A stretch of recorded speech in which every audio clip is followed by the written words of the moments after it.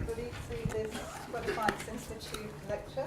It's my enormous pleasure to introduce Ben Williamson to you. I know that some of you would already know Ben's work, but just to offer an overview, Ben is a lecturer in education at the University of Stirling, and his research centres on educational policy and educational technologies from a critical sociological perspective, so that's where he's coming from. Ben and I first met actually in Stirling, where he was convening in the SRC-funded seminar series called Codax, which I really recommend. I looked at their website again this morning, which has kept going over that time. I tried to keep it alive. I really recommend looking at the Codax website. It's really worth a look. Codax is described as looking at how computational code or computer code is interwoven with educational processes, institutions, and practices. How code, algorithms, and digital data practices shape how, when, where, and why, I guess, maybe also who, takes place in learning.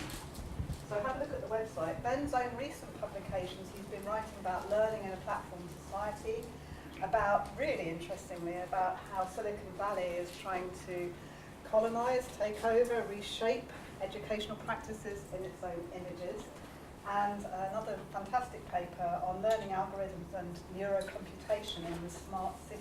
So a really broad range of interests that Ben has that centre very much on the interests we have in web science around the social and the technical and the interplay and co-constitution of the social and technical. I should just mention before I finish that his recent paper on policy networks, digital governance and learning to code has just recently won the Critical Policy Studies Prize. So well done, Ben. I'm going to pass over to you. Great to have you. Thank you, Susan. Yes. This is a new non-prize-winning piece of work. This image here, I thought I'd start with this. This is an image by a Romanian experimental architecture firm, a blueprint for a digital university, which is supposed to be both physically innovative and it's built out of all these different blocks and has a fab lab and maker spaces and so on, but is also supposed to be digitally innovative insofar as it's full of sensor networks and students are tracked through various analytics. The building can sense where people are and is responsive to them and so on. So there's something architectural going on here in a very physical way, but also something architectural going on here in a much more kind of digital, data-driven kind of way. And that's what I want to focus on in this talk. It's not going to be as high-tech as all that, but that is, I sense, a nice way of visualizing some emerging aspirations around the idea of a smarter university that are beginning to emerge. I mean, there's a long history of reimagining the university, but there's certainly a renewed emphasis on it, trying to reform higher education through the lens of big data and data analytics in particular. So this book that came out 2 years ago talks about the way that big data are being used in smarter cities and smarter governance, so why not smarter colleges or universities, institutions that can use the huge amounts of data they generate to improve the student learning experience and so on and so forth. Now this is clearly a kind of glossy, idealized imaginary, and underpinning it is perhaps a more mundane, some might say dystopian kind of set of arrangements or a kind of hidden architecture perhaps, which have been nicely detailed by Neil Selwyn in this book from about the same time as the Smarter Universities book, where he takes a much more critical perspective on the idea of a digital university. He says the idea of a digital university appears to be underpinned more by a kind of neoliberal logic of economic efficiency, of competition, of marketization, the idea that all universities are competing with one another, they need to commercialize, and the role of private sector organizations and so on, and of course new public management techniques. So of course we have a kind of an emerging glossy utopian idea of the smarter university, but underpinning it is perhaps a more hidden, or I mean, perhaps not hidden to many people in this room, but it's certainly suppressed in these glossy images, where the university is increasingly becoming more focused on surveillance and monitoring, and even on data valence. So the production of what Selwyn calls administrative identities from data about students, staff, visitors, and so on, which can then be used for targeting or even intervening on individuals. Now, what I want to focus on specifically in relation to these ideas about developing a smarter university are some specific proposals around data infrastructure in higher education. So in a number of countries, we're beginning to see the emergence of documents like this, which is a blueprint for better information. This is produced by the Institute for Higher Education Policy, a Washington, D.C. non-partisan policy lobbying group in the States. Document was produced October 2017, so it's just come out, which recommends a federal post-secondary student-level data network. In the States, it's currently it's not legally possible to create a national level student data network of this kind. There's an awful lot of lobbying going on to try and make that possible. It proceeds from the argument that the existing data infrastructure for gathering information about students in particular is slipping into obsolescence, and argues instead for an agile, effective national data ecosystem to focus on what really matters, student success.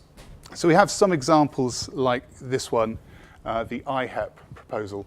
You probably can't make it out, but this is all being supported and funded by the Bill and Melinda Gates Foundation. And the involvement of a range of different sorts of organizations that crisscross public and private sectors is I think, important here. And we're also seeing, accompanying that, the emergence of a number of reports, forecasts, horizon scanning documents, which are really pushing this idea of high-tech, big data-driven higher education being just on the horizon. So the New Media Consortium's horizon scanning report for HE this year said the learning ecosystems that we design now must be agile enough to support the practices of the future. It suggests things like adaptive learning technologies and mobile learning are coming now, Internet of Things coming soon, and artificial intelligence and natural user interfaces like things that respond to voice, gesture, face, and so on may be coming in 4 to 5 years. Not sure whether it will, but that's their projection. So there's talk by other organizations about these kind of dazzling possibilities associated with big data, smart learning tools, adaptive learning platforms, and so on, all of which are designed to mine or harvest information from students as they're carrying out activities within the university, and then wrap the educational experience back around them. The logic of personalized learning, as it's described here by the Society of Learning Analytics Research, which itself is trying to integrate learning analytics across the European Union. Now, my focus specifically is on the UK, and so I'm going to sort of move into the specifics of what I'm starting to look at. And just 2 years ago, this short piece came out in the Times Higher Education, which suggested that we're moving further towards a kind of marketized HE sector in England, in which data is becoming ever more pronounced. It then suggested that good data will allow students to make more informed choices, allow policymakers to make better decisions, promote public trust, and enable institutions to be competitive. But the sector's data infrastructure, we've had a data infrastructure for the collection of particularly student information that's remained largely unchanged since the mid-90s, 94. This data infrastructure is now struggling to reflect the diversity and dynamism of today's system. With data becoming the fuel of the new public policy, rectifying this infrastructure is urgent, it suggested. It also suggested then that further developments could come on top of this infrastructure upgrade. such as enhanced analytic tools, opening up larger stores of data for analysis in innovation, linking data sets across government departments and policy areas. So I see this document as signalling both a kind of an urgent appeal to we need to upgrade the data infrastructure, but also a bit more further outward-looking, forward-looking in terms of developing a kind of infrastructure for more analytical technologies. The key point is from this was written by Paul Clark, and Paul Clark is the chief executive of the Higher Education Statistics Agency, which is basically the official statistics body for higher education in the UK. And that particular piece anticipated, just by a couple of months, HESA's launch of its major national data infrastructure upgrade project, Data Futures, which is what I'm going to focus all the rest of my time with you on. So this is a £7.5 million investment in an upgrade to the existing data infrastructure, specifically focused on student data at this stage, though it could potentially go further. It's being led by HESA and supported by a number of other organisations. Because of, well, what I was going to say about HESA, this is very much a live project. This only commenced in 2016. It's planned as in the first stage, a 4-year project, so anticipated rollout of the new infrastructure and various processes supporting it from 2019 onwards. This year, or starting later this academic year, they've got a planned alpha test with a small number of organisations. So it's a live project, it's ongoing, it hasn't been going very long, and necessarily then the focus of my talk is on the kind of the beginning stages of this project. Now I'm locating this within the literature and infrastructures, probably for obvious reasons. It's called a data infrastructure upgrade project. So this image always captures really nicely for me how we might understand infrastructure, that all infrastructures are largely hidden. You have something, a device, for example, which provides you with access to information, but behind it is a vast infrastructure of pipes, of cables, of connections, and so on, largely hidden inside, which you rarely get to see. But there are physical networks to infrastructure. Of course, you know, the university buildings themselves are full of mazes of cables and connections and so on. But infrastructures in this literature are also described as kind of being assembled out of all sorts of different social, technical objects. So you've got the technical stuff, you've got different standards, you've also got values, procedures, you've got work. An awful lot of work goes in to building, repairing, maintaining these kinds of complex, heterogeneous systems, as they're often described in this literature. And finally, Brian Larkin describes many infrastructure projects as inherently utopian. Basically, you're building the material basis to enact particular political desires. So the infrastructures are, Larkin says, the means by which a state, or it could be a different authority, proffers a kind of representation of the future as kind of social facts of the way things should be. So I'm engaging with some of that work as a way of trying to make sense of the kind of infrastructure that Data Futures is supposed to be. And also engaging just a little more closely with the data infrastructures literature. Rob Kitchen's book on this is really good, where he talks specifically about the institutional, physical, and digital means for storing and consuming data, interoperability, shared services, analysis tools, data visualizations, policies, rules, data standardization, so on. All of these are aspects of data infrastructure. And Kitchen in particular has highlighted what he calls a pressing need for case studies which trace out the socio-technical arrangements of such data infrastructures. And he suggested doing kind of genealogies that follow the kind of situated way that the ideas behind such infrastructures are formed. They're tracing the decisions, the actions, following the actors that are building infrastructure and so on, and then trying to trace the evolution and the mutation and perhaps the dead ends of such projects in progress, whilst also being attentive to the various kind of textual discursive products that are produced along the way and which produce messages about what the infrastructure is, what it's supposed to be, and attempt to texts which are then supposed to persuade people to its logic. And I'm taking those as cues really for the work I'm trying to do here in tracing back how data infrastructures, data futures has come to be, and then following some of its sort of textual mediations as well. Right, so first I'm going to try and map out something of the network of organizations and actors that are involved in this. Some of this is going to be quite descriptive in terms of just establishing exactly what's going on and who's involved and what the implications or consequences might be. So as I said, the main source for this work is HESA. HESA was set up in 1993. It's a charitable organisation.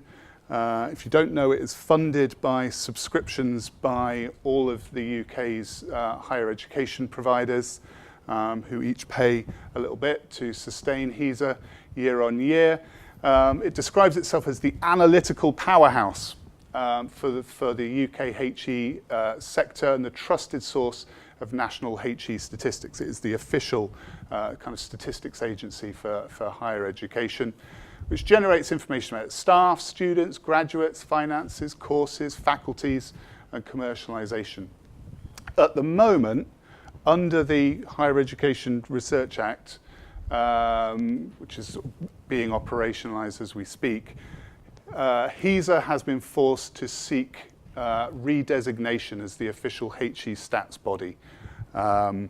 It is the only organisation to have expressed an interest in that role, but nonetheless, it is currently open for consultation before a decision is made in December this year about whether HESA will be designated the official data body for HE.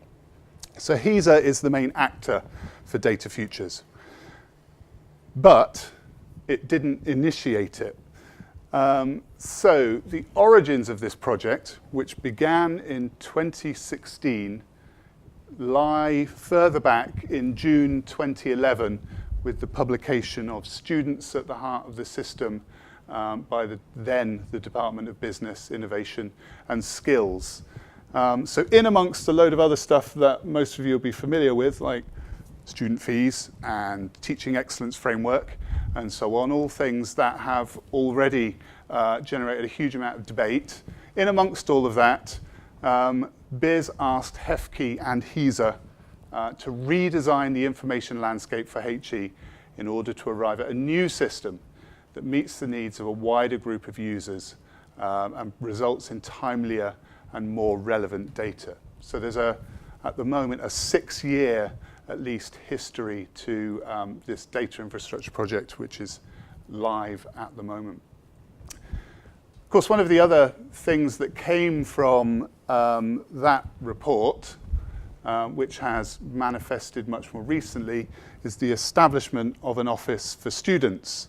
And the Office for Students, of course, is the new regulator for higher education in the UK, which will regulate the whole sector and operate on behalf of the student by supporting a competitive environment to promote choice, quality and value for money. What HESA's been asked to do is to produce a data infrastructure which highlights the importance of data for informing students as customers whose interests are now absolutely at the core of the work of the Office for Students. So the Office for Students, I think it's operationalising early 2018. Its chief executive was just recruited Earlier this year, its chair was announced. Its chair is Sir Michael Barber. Some of you may remember that Barber used to work for Tony Blair.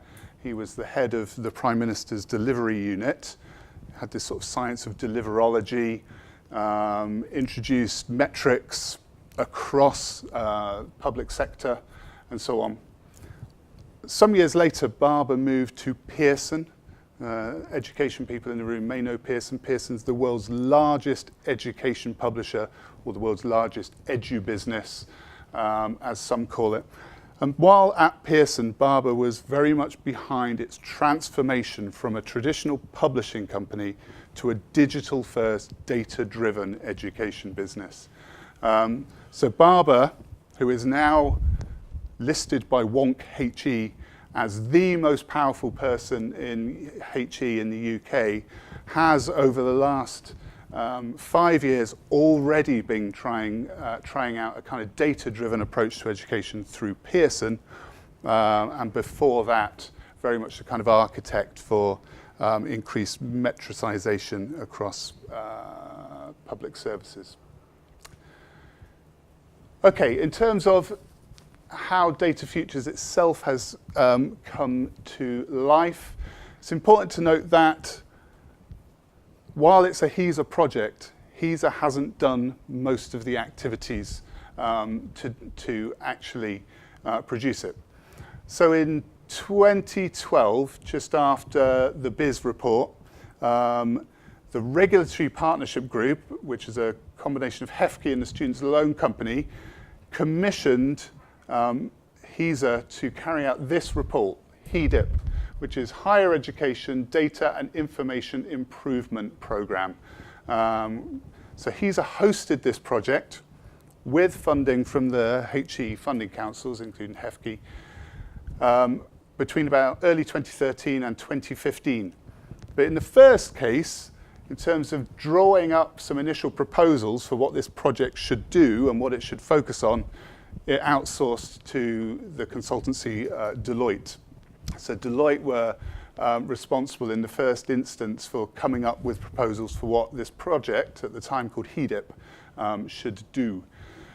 HEDIP itself inventoried the various different data collections that are demanded from HE providers.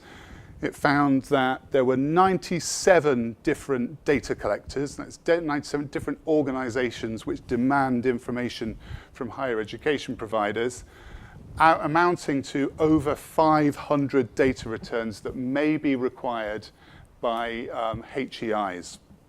And they also found absolutely no coordination between these data collectors, which meant there was a huge amount of duplication in terms of what higher education providers were providing, and an extraordinary quantity of that. And often the data would be organized in very, very different ways by the different institutions too. So these were the kind of problems that HEDIP was seeking to identify. As a result of the identification of many of those problems by Deloitte, in consultation with HESA, the next stage of the project was handed over to the other big consultancy, KPMG, which then specified the blueprint for a new HE data landscape. And it's this blueprint which is now being taken forward by HESA. Here's what the blueprint looks like. I know you won't be able to see it very well. But this is the kind of diagram in KPMG's report of the as-is. So you've got HESA as one of various organizations which pulls or requests data from different HE providers. You've got the HE providers and their faculties responding to different kinds of organizations as well. Out here you've got the student who only really talks to the HE provider and maybe to the faculties and so on. So they're saying that, and then you've got the general public down here, you've got government departments, all of these have different connections and relationships to all of these different nodes in this kind of diagram and so on. So what the KPMG report was trying to do was rationalize this, reduce the duplication and reduce the complexity and drive up the quality and relevance and usefulness of the data as a result. So this is the blueprint for what data collection, student data collection in the UK should look like going forward over the next couple of years, should all the alpha and beta trials and so on go according to HESA's current plan. So what we'll have is a new data landscape architecture, as KPMG described it, where HESA, a transformed HESA, will be a central data warehouse responsible as the single central responsible organization for pulling in all student data from all higher education providers, all 250 plus of them, which includes organizations like Kaplan and so on. HESA then is able to work with that data, analyze it, produce insights from it, report it to government and various regulators as required. But HESA is also then the central mediator for access to those data. So it's both responding to or taking data from different HEPs, higher education providers, but it's then also the key source through which others will access HE data. So it's really, Bruno Latour talked years ago about centers of calculation, and in these digital times it's always seemed like, well, there are calculating centers all over the place. You've got different organizations in the private sector, public sector, all performing calculations. Where are the centers of calculation? They're not in government departments anymore. But it seems to me that this transformed HESA is a much more centralized calculating center, driven explicitly by the needs of the Office for Students. Just in terms of, just over the summer, HESA produced a number of PowerPoint documents detailing what this data landscape would look like in practice. So I talked about this as the upgrade I talked about. HESA is going to be a hub for data collection. The key shift is going to be in-year data collection. So at the moment, every higher education provider provides a return with all their data, one kind of lump sum once a year. We're shifting to an in-year collection regime with different reference periods for data submission, different pieces of data at different times of the year, so that you'll have one big but growing HESA return and not the small returns of the past. And crucially, I think, a key part of this new infrastructure project is the better tools, better data. So there's talk specifically of the construction of a HESA data platform, which will consist of data tools, standards and dashboards, and I'll come on to some of that shortly. Okay, so there's something quite, in a way, mundane going on here. It's a data infrastructure project. Yes, it's going to change lives or change working lives for people who work in universities who have to compile all these data returns and so on. But there's something else going on here too, and it's something a bit more ambitious, I think, and it's really noted in HESA's corporate strategy for this 5-year period, where Data Futures is ongoing, where there's there's a strong emphasis on both responding to the demands of higher education reform, so you've got the Office for Students and so on, which it acknowledges, but then the other driver for its corporate strategy, it says, is big data, and the availability of big data and the way in which it is transforming industries beyond the sector. So it's very much framed as responsive to that. And Paul Clark, again here, the CEO of HESA, wrote this comment piece that sits alongside the corporate strategy, where he presents this kind of utopian image of what the data infrastructure might achieve in the future. So in 10 years' time, he says, we might envisage a digital HE sector with data-driven universities operating within a smart, connected environment. This is identical in many ways to that first quote from the Smarter University book that I showed you, where universities would routinely use data drawn from many sources and from many devices to design and deliver services and so on, where policymakers would similarly pool data from across different sources to design interventions, develop more granular understanding of how policy should be designed and delivered. And finally, it suggested that through learner analytics, users of the system, students in other words, would be able to access critical real-time information on their own progress, the resources available to them, and what they can do to maximize their chances of success. So this suggests, I mean, you see no mention of learner analytics on the Data Futures website or in this corporate strategy, but you've got the chief executive talking much more explicitly about a longer 10-year kind of vision where these kinds of real-time, personalized learning, smart learning technologies might actually be embedded within the learning environment itself. So, yep, this is just from the strategic plan. I don't need to go into that. The kinds of comments that Paul Clark is making are very much reinforced by reports like this one, which is produced by the Higher Education Commission with the Policy Connect think tank, which has begun lobbying pretty hard around the idea of fluid data and again, learning analytics. The use of these kinds of technologies to provide instant, accurate pictures of how a student is performing and so on. And again, this report expects to see widespread adoption of analytics and personalized learning in the next 3 to 5 years. And the Higher Education Commission is really pushing HESA to lead on these kinds of data analytics capabilities. Right, the second thing I wanted to look at is the kind of the boring stuff of standards that underpin this. There's not so much to say about this because the standards kind of building that's going on is going on rather than complete. But standards are important. Because they're boring, there's no picture in the background here.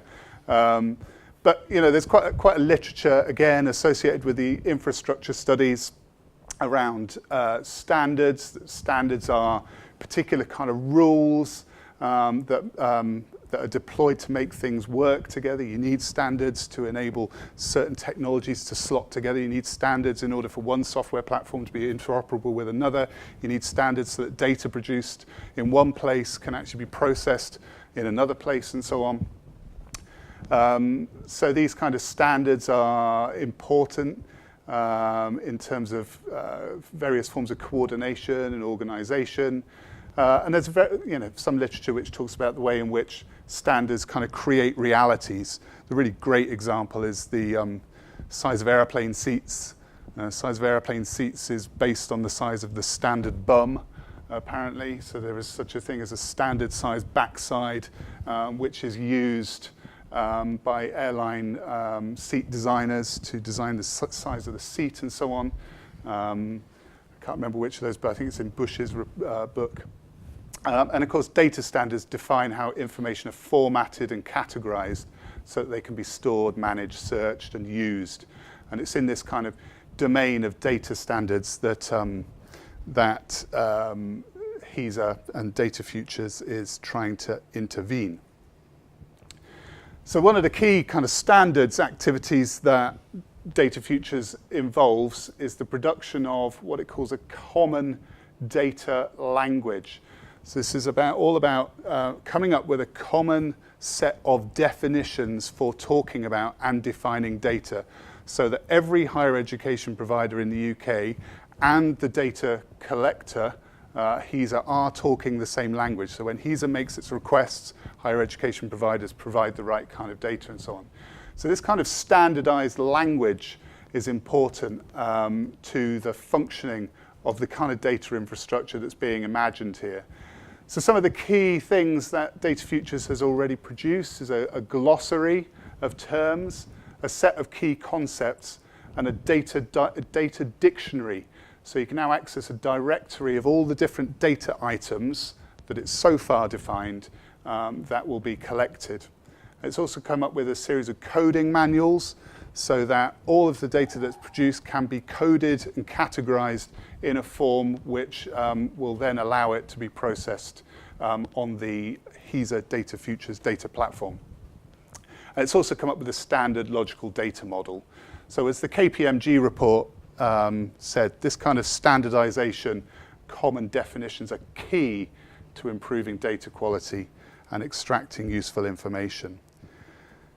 This is just from the KPMG report again, which talks about the standard data set. So at the core of this project, you've got the issues around the standard kind of language, but there's also the standard data set, a key data set which will be at the heart of the Data Futures enterprise, which will become recognized as the exemplar for higher education data quality. So at the moment, the standard data set is supposed to be in negotiation as different organizations define and agree its scope, what exactly is going to be collected, what will we know about students, although the consensus appears to be that the existing student return, which higher education providers produce each year, should form the basis for this standard data set. So we can see what that model is. You probably can't see it, but this is the standard data set as it currently stands. I couldn't zoom in any further, but just the tiny little blur at the top here is the student. So those are the student identifier details this is the physical data model as it's described that underpins the standard data set. Down here you've got all things like ethnicity, gender, dependence, parental education and so on. And then the mass of bits you can just about make out in the middle here are all the various different institutional, faculty, course information. So in the right light, you'd be able to see lines connecting up the students to all the various different bits. So these are all the items in the standard data set and their relationships that the HESA Data Futures project is seeking to collect on this kind of in-year basis. So we've got this capacity now or within this model, to collect a kind of a bundle of information about each student, and each student will then be given a student identifier or a unique learner number so that they can be tracked from the beginning to the end of their time in higher education, and of course linked to different courses, outcomes, faculties, institutions, and so on. So it allows the student to become, as it were, I suppose, machine readable and sort of scrapable as a way of trying to work out whether, from their kind of progress, whether outcomes have been achieved in terms of the kind of objectives established by the Office for Students and so on. Not really going to talk about this so much, but standards are always nested inside of other standards. So you've got one standard, there's always a standard which kind of defines what that standard is and so on. And one of the biggest standards, well, the biggest standards organization in the world is the International Standardization Organization, the ISO. And in one of the Data Futures PowerPoint slides, I saw that it said it needed to be compliant with ISO 9001 and ISO 27001. ISO 9001 is a quality management international standard. So in terms of the working practices of HESA and those involved in the Data Futures program in the production of standards, they too have to be compliant with these particular kind of quality management standards. This one in particular, Keller Easterling says, has tended to impose uniform management and quality assurance processes on organizations worldwide, leading to obsessive data gathering and metrics to quantify or prove that objectives have been met. The objective of Data Futures is basically to produce kind of metrics as ways of measuring the performance of universities. But at the same time, the organization responsible for that is going to have to produce performance metrics of its own performance in the production of those metrics, if you see what I mean. That's the production of useful metrics which demonstrate Data Futures is working is itself a key thing. Okay, so Data Futures is, I think, sort of casting a kind of grid of standards over HE, some old, some new. There's a kind of slightly new kind of data set.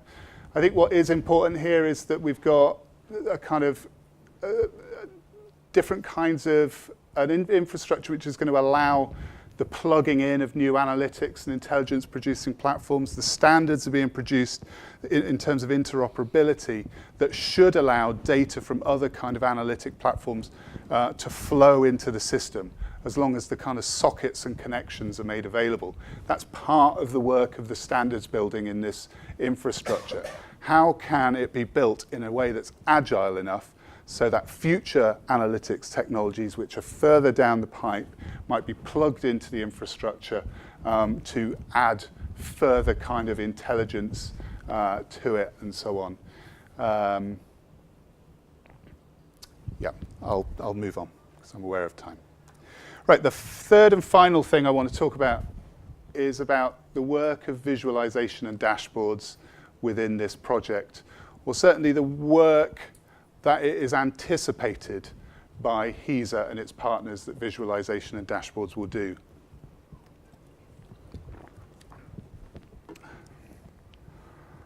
Okay, so there's been a bit of an explosion in the use of dashboards across higher education in recent years. I just took a selection of a couple that I've looked at recently.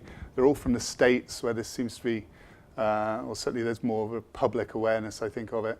So you have dashboards which monitor research income, research expenses, and so on, administrative processes, courses, student outcomes, graduate rates, and so on and so forth, but also the availability of sort of time series data, so you can go back in time and see what kind of trends have developed. You can cluster and sort things to see them in different ways. And the idea, of course, is that these dashboards are supposed to act as decision support systems, that the university management teams are using these kinds of visuals as a way of generating insight and intelligence into their own institution, or possibly in response to demands that they look at their own performance information and so on, and then conduct forward planning on the basis of that, or derive certain forms of intervention and projects that respond to the numbers. Now, Rob Kitchen has done some work on these kind of dashboards, but in the context of smart cities. So smart cities, he says, usually have a kind of modern control room where you have all of these sorts of visualized data on display on computer monitors with time series graphs and charts or maps of unfolding events and so on. So these are the kind of command rooms that are now used in places like Rio de Janeiro, or Glasgow has as one of these kind of control rooms with multiple displays, quite surveillance-based in many ways. You're able to observe through the visuals, through the screen, through the interface, a wide range of kind of indicators of ongoing happenings. And arguably, this kind of control room logic is flowing into the HE sector through the proliferation of these kind of Dean's dashboards, as I saw them described recently. And Bartlett and Tkach, who's recently wrote a report on dashboards in government departments. Bartlett's at Demos think tank, Nate Tkach is at the Centre for Interdisciplinary Methodologies at Warwick University. Have done a huge study of, I think they found 800 plus dashboards being used across government departments in the UK. And they talked about the way in which these were generating a new ambience of performance, whereby members of staff within government departments seem to be becoming more and more attuned to how whatever is measured is performing. And arguably that kind of ambience of performance might be sort of coming through the use of these dashboards. So I said at the outset that HESA is not doing data futures alone. One of the key partners that it's recently brought on board is a software supplier called Civica. And what Civica is going to do is provide an enhanced user interface and visualization tools. So Civica was only contracted 2nd of March 2017, so a little earlier this year, so we don't yet know, haven't seen the outputs of some of this. But from the outset, the whole data collection model, the data platform that is being produced for higher education providers to use, is being produced by this organisation Civica, which has basically been recruited on the basis of its ability to create a user interface and visualization tools to enable that process of data collection and gathering to be done more effectively. We don't know what those look like at the moment, and possibly won't know for a little while. However, over the last couple of years, HESA has already been prototyping and trialing and testing out its use of various different dashboards to support the Data Futures program. So earlier this year, in April, it itself launched Heidi Plus, the business intelligence tool for the higher education system, which provides intuitive visual analytics at your fingertips. So Heidi Plus is what HESA calls the National Dashboard Delivery Service for Next Generation Education Analytics. Higher education providers can access it, if they so desire, by subscription. So you actually have to pay for it, and it's through HESA's commercial subsidiary, HESA Services Limited. I think what's interesting about this is the idea that it is intuitive drag and drop software that is easy to use.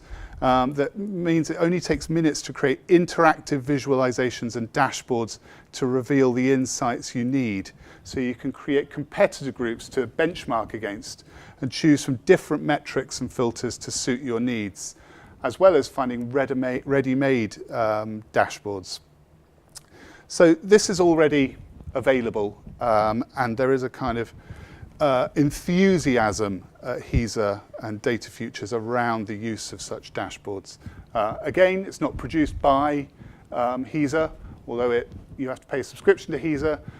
Behind Heidi Plus is Tableau Server, which is a commercial self-service analytics provider.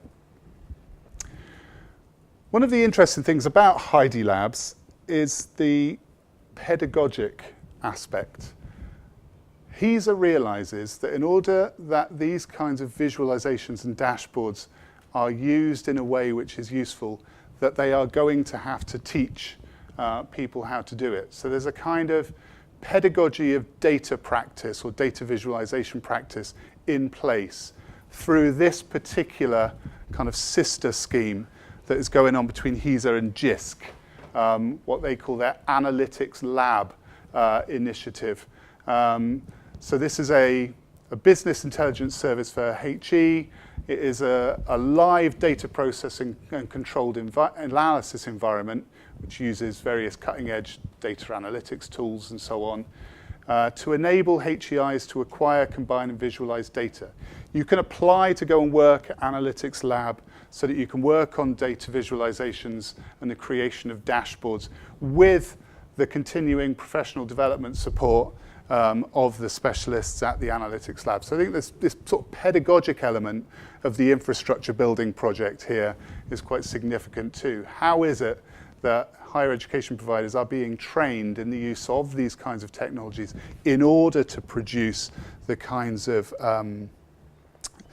insights which it's suggested is possible?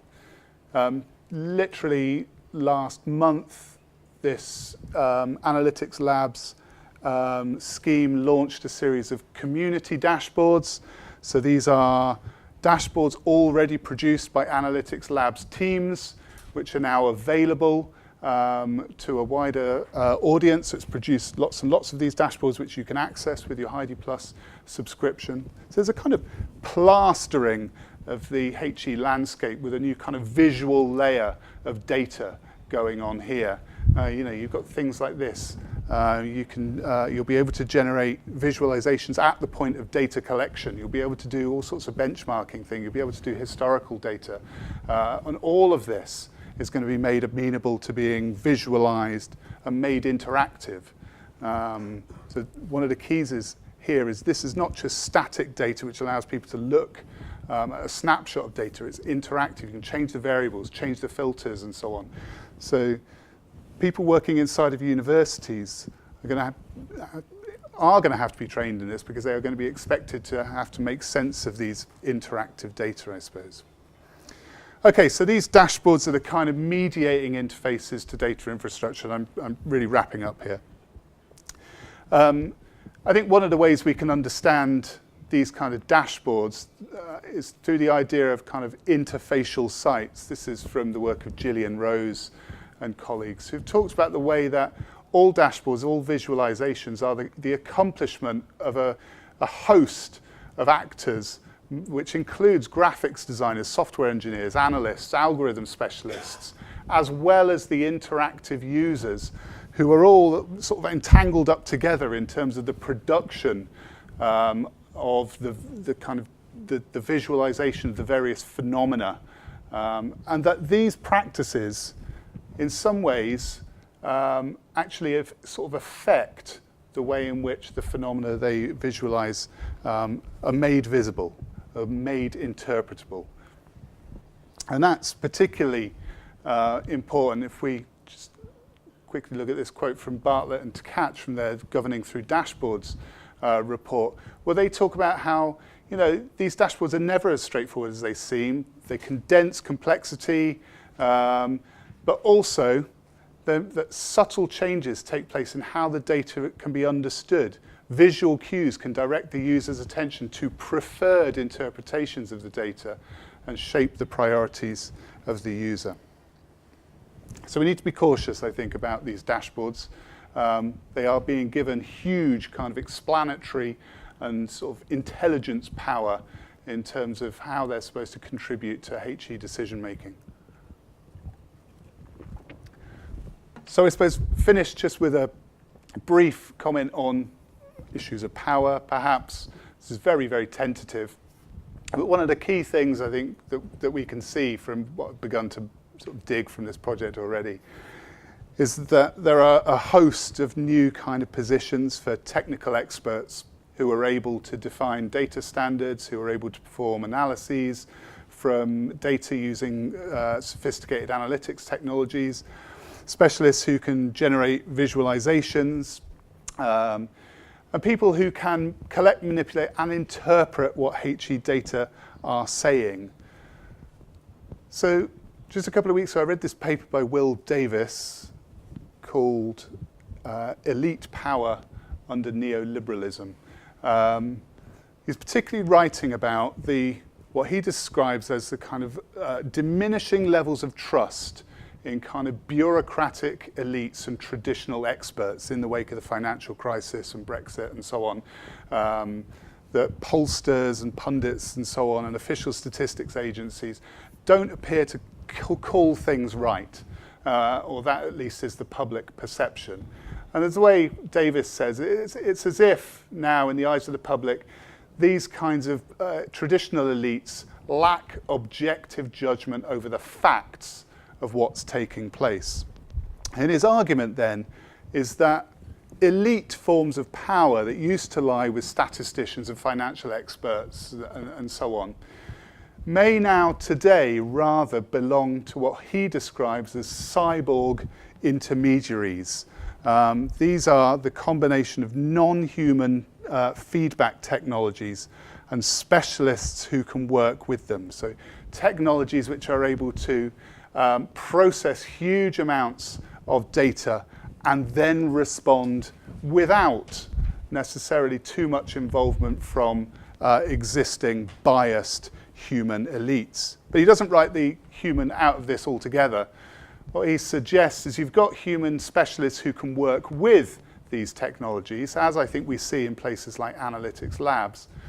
But then you've got other human diplomatic intermediaries who can translate and narrate the data for public audiences, political agents, and states. And I think we see that in people like Michael Barber and Paul Clark at HESA, and some of the other individuals sort of swirling around this data infrastructure project who are narrating and persuading people about the power of data, what it can do, and what it can say, and so on.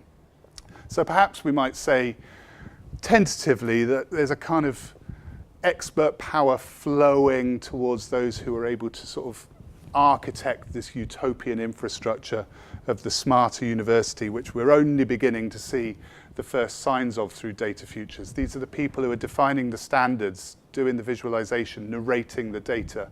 But also I think we have to acknowledge that there is something quite powerful about the software, the code, the algorithms and the analytics that are also all part of this infrastructure. And my sense is we probably need some comparative studies of these kinds of big data infrastructure projects to trace out their making and development and how they mutate as they hit messy practice in the future. Thank you very much.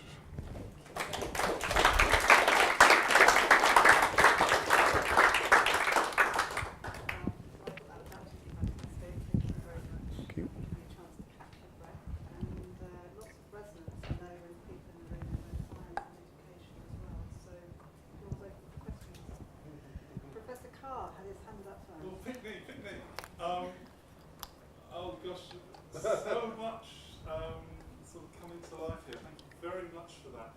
So as someone who has a background in computer science, I know very well that when someone demonstrates a system, you pay particular attention to what the topic of their demonstration, what they're showing off, because it's the things that they feel most proud of, the things they feel define the system that they're doing to the audience that they're trying to reach. So you showed us the Heidi Plus thing.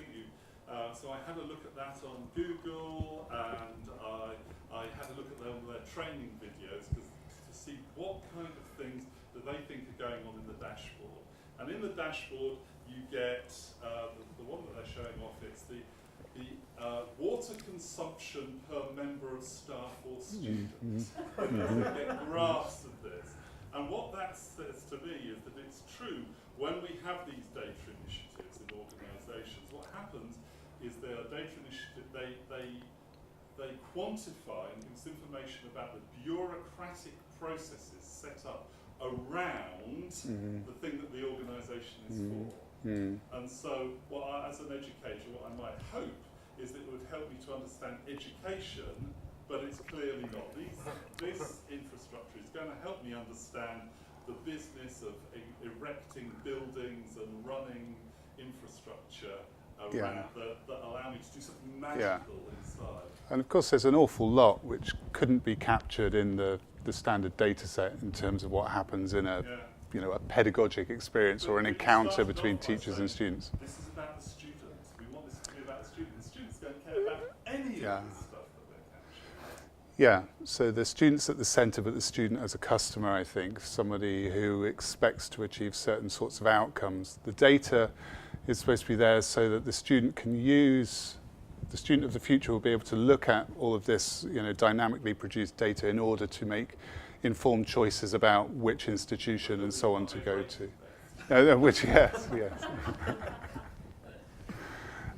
So it's a situating of the student at the centre, but in a way which doesn't seem to have much to do with the actual educational experience and so on. So it's a slightly strange way of approaching that. I do think it's interesting that around the margins of this project, what you've got are these slightly, perhaps more idealised ideas about personalised learning, where there is at least a commitment to the idea of the student as having particular kinds of needs which need to be addressed in a more kind of personally meaningful kind of way. I'm a bit cautious about the whole analytics industry and the way it approaches that, because it tends to be a bit data-centric, but there's something for me about parts of the personalised learning discourse around a close engagement with students rather than a kind of just a mass produce of content which they are expected to find their way through. I think there's something quite compelling about that argument. But that's clearly not part of the core of the Data Futures project as it is currently being developed, which is much more, I think, bureaucratic. Other comments, questions? Chris? So the thing that I of student analytics things over the last few years, and the thing where this is useful is catching, I think, helping students achieve up to a certain level, but how to explain myself? It's really easy to use data to spot a student that's got problems, but it's hard to use data to spot a student that has unique unfulfilled potential. And that's something I get worried as we get more commodified, we'll lose. And is there any ways we can actually find the gems as well as polish the basics of this kind of thing? I mean, I don't know. I mean, clearly, yeah, the focus of most of the learning analytics industry up to date has been about identifying at-risk students and so on, and then targeting and intervening upon them, or arguably about spotting kind of deviant or underperforming staff and so on in terms of the kind of institutional analytics which are likely to be part of this in the longer term as well. Universities should also be about spotting the places where effort will produce greatness. I mean, the whole learning analytics industry has these kind of, extremely glossy sort of imaginary visions of what these analytics can accomplish. And a lot of that is about finding ways to challenge and stretch through personalized learning and so on. In terms of the attainability of that, I mean, that's yet to be determined, I think. Yeah, I wonder whether you have a view on assuming that we alter the pedagogical experiences, so change the way we teach and learn to be more reflective of a sort of networked kind of world and a network learning approach. There's a fair chance that could have some impact on how we assess. I'm talking about the future here. And it may become harder to, if we're going to have realistic assessment that reflects the skills and literacies as well as just the sort of content knowledge that we think we should have today. In that sort of future, how can metrics deal with what might become more blurry assessment approach or a changing view of assessment? And where do metrics or where would all this fall? Essentially, what it comes down to is tracking students' marks in the science effectively looking at personalised learning type stuff. And that's not really measuring learning, it's not really measuring what's important. So how do we deal with that sort of an issue? A data-driven approach? What are the pitfalls in your view of that? Well, I suppose some of the dominant actors around assessment are already casting around for different ways of approaching assessment that's not just about subjects, that's not just about the kind of standard globalized cognitive skills kind of stuff that you generate from the OECD. So I know that some of the folk who are involved in the learning analytics, the Society for Learning Analytics Research, are investigating what they describe as emotional learning analytics. So is it possible to read and kind of assess the social and emotional engagement of the student during some kind of learning experience?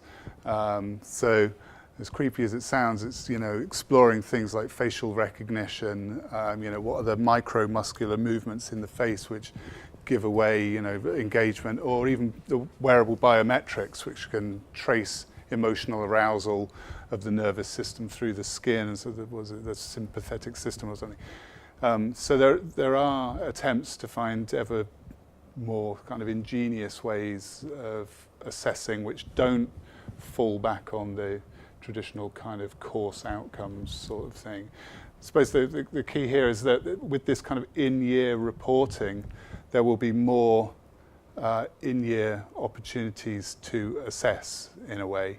And if it becomes more like a learning analytics sort of driven infrastructure, which I don't think is what is happening here, I think that's the aspiration, then there would be a commitment to a kind of continuous sort of real-time assessment task by task. So I think the assessment question is interesting because it is something which is already generating a huge amount of work. The one end you've got sort of just simple computer adaptive tests, Then you've got real-time stuff, which, you know, in a crude way at the moment is all about face reading and biometrics and so on. But as these things shrink and become embedded in, you know, classrooms and so on, you know, they could become attainable should they be desired by certain organisations. Manuel and then Christian and then Martin. Just very quick, you used the word classrooms. You said classrooms. Okay, yeah. Are there going to be classrooms in the same sense? That's the concern. Oh, well, I mean, I think there are some who would rather there will be classrooms in the majority of the universities. Michael Barber is very clear that he thinks there should be alternative providers in the HE sector in the UK. Some of those might not have physical classrooms. That there might be, you know, the MOOC model might become part of, you know, a more mainstream part of the HE sector. The MOOC model, of course, you know, the massive open online course, is already built on a kind of networked infrastructure which allows every activity that a student performs to be tracked and traced. I mean, let's be honest, you know, the majority of students in our universities, they may have devices on them, but they are not using them all the time for the purposes of engaging with their courses. It's, you know, we are not instrumented in that way to have this kind of, you know, full real-time kind of analytics process going on. But the MOOC environment makes that more possible, and Barber certainly is open to that as an alternative model. That probably leads nicely into the question that Manuel may ask. Yes, it's about dashboards. It looks like you have come across quite a few, and also this project has come across over 800 dashboards, and you have called them. You have called many of those the DIN dashboard because they are, and you also have said that the main beneficiary of all the use of this data is the student. But do you see a future or a present in which the student is not only the beneficiary but also the user of the dashboard? Can the dashboard yes. can a dashboard be used for empowering? Yes. It was somewhere on one of the slides, but I didn't get to the bullet point about that part of Data Futures is about producing student-facing apps and dashboards. No, sorry, it's in the Policy Connect Higher Education Commission report where they're asking HESA to investigate the possibility of this. So yes, there is I don't think it's part of the project as yet, but like I say, it's still relatively early stages for this project. But yes, there's the idea of student-facing apps which would allow students to see and track and trace their data. It is acknowledged by HESA that students are increasingly interested in the data that's collected about them, and particularly have concerns about privacy and its reuse and so on. So that's one of the things it's the ISO 27001 standard is where they have to address issues of student privacy and so on in relation to that. But yes, there is this focus on students having their own kind of dashboards and what's talked about as a kind of LinkedIn style student digital CV, where they might actually be able to produce a profile of themselves from those kind of student facing apps, you know, where they'd have a kind of visualized objective kind of portfolio of their progress over time. So that's one of the ideas that's here. Whether it will come to much over time, I don't know yet. Okay, I've got two more questions, then we'll probably wrap up. Okay. One for Christian and then Julie.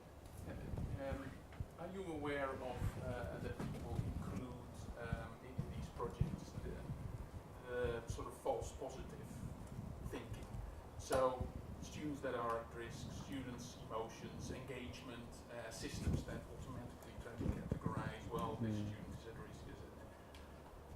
If this is a false positive, which I think now the quality of the systems is not such that you can guarantee it doesn't happen, I would say that one could even have many more negative repercussions than not signaling something has happened. So this balance between false positives, students that basically get annoyed because they get another email saying, well, you weren't at that lecture according to this data, and you and the student having to say, well, I was there, but it just wasn't, the system hasn't recorded, or our click view dashboard that sometimes doesn't give the right overview of a classroom.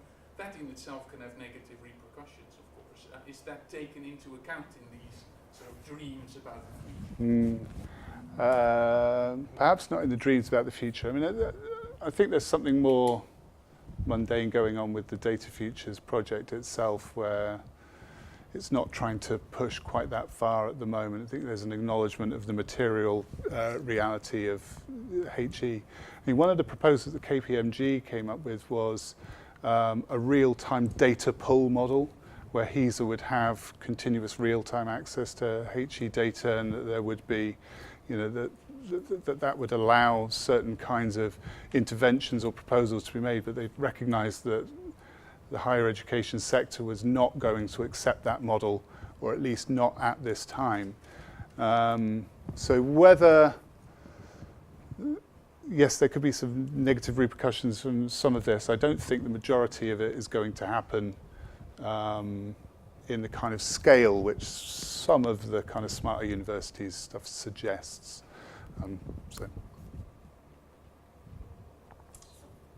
Keeps in this theme really. Neil Slater at Disc has written lots and lots about how students really like being surveilled and how this will solve long-standing issues.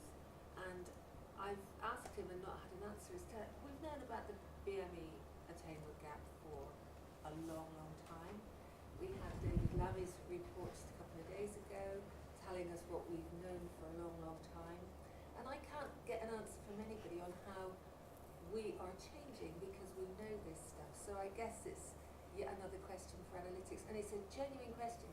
If anybody can think of how simply knowing this stuff can see us, so I'm looking forward to a student being able to say, I'm like this, oh, I'm in a group that although I have exactly the same A-levels, which is the point that gets missed, and research from, I forget her name, Vicky Bolivar, long time, 5, 8 years ago, shows that students with exactly the same A-levels in certain groups will come out less. How does analytics actually do anything about that? Yeah. I mean, there's an interesting project at Edinburgh University called the Learning Analytics Report Card, which is very much a research project about trying to investigate how students can be involved in both setting the parameters in terms of what data is produced about them, and then interpreting, analysing the data, and developing some of their own sort of insights and sort of plans from that and so on. So it's very much an exploration of how can we involve students in analytics rather than them just being the sort of surveilled subjects of learning analytics and so on. It's an ongoing project, so I don't know what the outcomes of that are, but it's trying to engage with that idea that maybe students do like the idea that their activities produce data which you might be able to use in a meaningful way to think about what you do next. But it's trying to avoid the kind of automated predictive analytics angle which some of the worst examples of learning analytics attempt to do, and kind of automate the decision making and personalize the pedagogic pathway and so on without the student ever knowing how those decisions were made. Thanks very much again, Ben. Thank you to all of you for coming. Thank you, Susan.